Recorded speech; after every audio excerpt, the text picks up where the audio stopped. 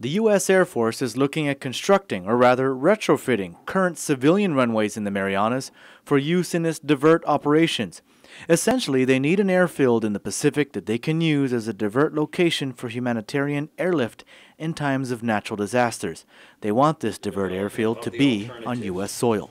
The alternatives that we're looking at would be those existing Federal Aviation Administration airports within the Marianas. So specifically Guam International, Rota International, Saipan International, and Tinian International.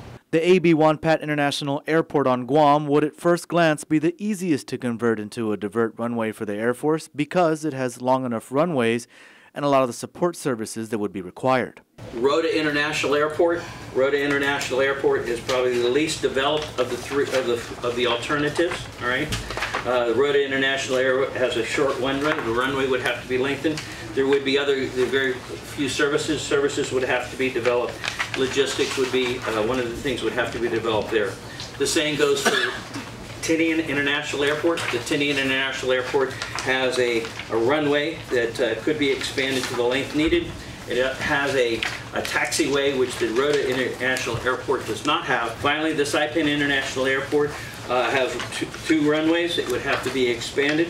It has some of the support requirements necessary to provide for this requirement, but again, it also has the ability to be expanded. The Air Force is in the beginning stages of its environmental impact statement for this plan. The EIS will help them determine exactly what the environmental impacts of these proposed actions will be, which will in turn help them decide which airport to use. We'll be looking at biological resources, specifically endangered species. We'll be looking at cultural historic resources, specifically the World War II and Chamorro artifacts. We'll be looking at the existing mission requirements for the U.S. Air Force. We'll be focused on noise, and we'll be focused on the socioeconomic issues involved with development of each of these airports. The first part of the EIS involves what are called scoping meetings. These meetings allow the public to tell the Air Force what they think should be studied in the EIS.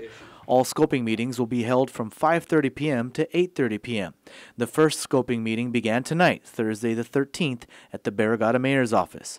Then on Friday the 14th at the Dededo Mayor's office, Monday the 17th at Saipan in the Multi-Purpose Center on Beach Road, Tuesday the 18th in Tinian's Elementary School, and Thursday the 20th on Rota at the Sinapalo Elementary School.